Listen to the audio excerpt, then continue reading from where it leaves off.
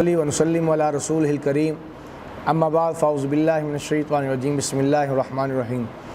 میرے واجب الاحترام عزیز دوستو، بزرگوں، بھائیوں، بعض رات سوال یہ کرتے ہیں کہ جی نبی کے ساتھ جو علیہ السلام کا لفظ بولا جاتا ہے، کیا کسی صحابی کے ساتھ علیہ السلام بول سکتے ہیں؟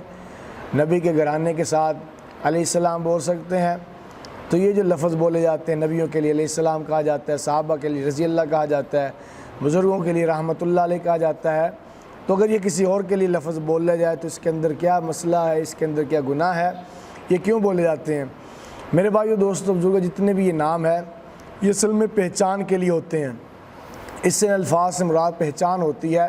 کہ عرف کے اندر بعض ایسے نام بولے جاتے ہیں کہ جس کی وجہ سے وہ پہچان پیدا کرتے ہیں۔ مثال کے طور پر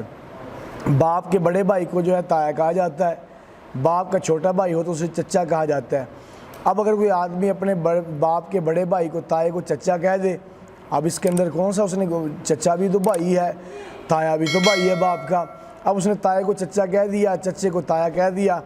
اب بظاہر اس طرح کوئی ایسا معنی نہیں بگڑا، لیکن عرف کے اندر لوگ کہیں گے یہ کیا اس نے خلط ملط کر دیا ہے کہ چچے کو تایا کہہ رہا ہے، تائے کو چچا کہہ رہا ہے۔ عرف کے اندر باپ کے چھوٹے بھائی کو چچا کہا جاتا ہے، بڑے بھائی کو تایا کہا جاتا ہے۔ اب چھوٹے کو تایا کہنا شروع کر دے کوئی آدمی اور بڑے کو چچا کہنا شروع کر دے، وہ کہے جی کیا اس کے اندر کون سا فرق ہے، چچا بھی بھائی ہے تو میرے والد کا، تایا بھی میرے والد کا بھائی ہے۔ عرف کے اندر اسی طرح ماما جو ہے وہ ماموں کہا جاتا ہے ماں کے بھائی کو، اس طرح آدمی باپ کے بھائی کو ماموں کہنا شروع کر دے اور جو ہے ماں کے بھائی کو چچا کہنا شروع کر دے، تو اس کے اندر کون سا جو ہے ایسا معنی بگڑ رہا ہے؟ لیکن عرف کے اندر ماموں کہا جاتا ہے ماں کے بھائی کو اور اسی طرح چچا کہا جاتا ہے باپ کے بھائی کو۔ یہ عرف کے اندر ایک الفاظ تعارف کے لیے جو ہے الفاظ بولے گئے ہیں۔ اب آپ کسی کو کہیں گے نا جی میرے چاچو آئے تھے، تو کوئی بھی یہ نہیں سمجھے گا کہ اس کا ماموں آیا ہے، وہ کہیں گے چاچو اس کے باپ کا بھائی آیا ہے۔ کسی کو آپ کہیں گے جی ماموں آیا تو ہر آدمی سمجھے گا کہ اس کی والدہ کا بھائی آیا ہے، یہ نہیں سمجھے گا کہ والد کا بھائی آیا ہے، کیونکہ عرف کے اندر یہ الفاظ چل چکے ہیں۔ بعین ہی اسی طرح میرے بھائیوں نبیوں کے ساتھ علیہ السلام کا لفظ ایک عرف کے اندر چل چکا ہے کہ نبیوں کو علیہ السلام کہا جاتا ہے، صحابہ کو رضی اللہ کہا جاتا ہے اور جو ہے بزرگوں کو رحمۃ اللہ علیہ کہا جاتا ہے۔ اگر کوئی آدمی کسی صحابی کو علیہ السلام کہہ دیتا ہے، معنی کے اندر کوئی فرق نہیں آئے گا، اس لیے کہ علیہ السلام کا معنی کیا ہے؟ اس کا معنی تم پر سلامتی، اس پر سلامتی ہو، تو جو ہے یہ کہنا کسی کے لیے کوئی برا نہیں۔ اپنے باپ کے لیے تم علیہ السلام کہہ سکتے ہیں، اپنا بھائی فوت ہو گیا اس کو تم علیہ السلام کہتے، اس کا معنی کہ ان پر سلامتی ہو، تو اس کے کہنا کوئی برا نہیں ہے۔ لیکن اگر آپ جو ہے کہیں پہ بیٹھ کے کہیں گے نا جی کسی صحابی کا نام لے کے اس کے ساتھ علیہ السلام کا لفظ بول دیں گے تو سننے والا سمجھے گا کسی نبی کی بات ہو رہی ہے۔ مثال کے طور پر ابراہیم ایک نبی کا نام بھی ہے، ابراہیم صحابی کا نام بھی ہے، ابراہیم جو ہے ایک بزرگ کا نام بھی ہے۔ آپ بیٹھے بیان کر رہے ہیں، بیان کرتے کرتے آپ نے کہا جی ابراہیم رحمۃ اللہ علیہ نے یہ کہا ہے، سننے والے کا ذہن فوراً جائے گا کہ ابراہیم کسی بزرگ کی بات ہو رہی ہے۔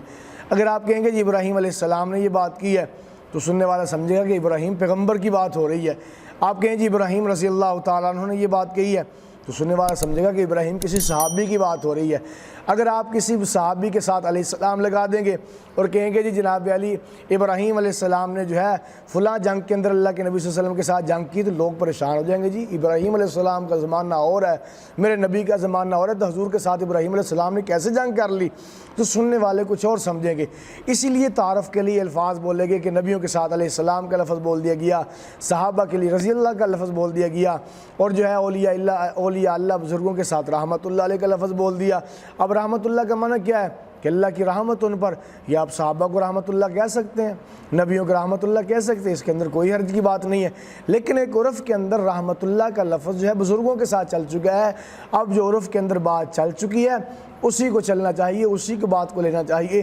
نبیوں کو علیہ السلام کہنا چاہیے، صحابہ کو رضی اللہ کہنا چاہیے، اسی طرح اولیاء اللہ کو رحمت اللہ علیہ کہنا چاہیے۔ اگر کوئی آدمی علیہ السلام کہہ لیتا ہے تو اس کے اندر کوئی گناہ نہیں ہے، اس کا معنی کوئی جو ہے تبدیلی نہیں آ جاتی الفاظ کے اندر، بلکہ معنی ٹھیک ہے، کہہ سکتے ہیں۔ لیکن ایک پہچان ہے، آپ بات کریں گے نا کسی کی، مثال حضرت حسین رضی اللہ تعالیٰ، آپ ان کو حضرت حسین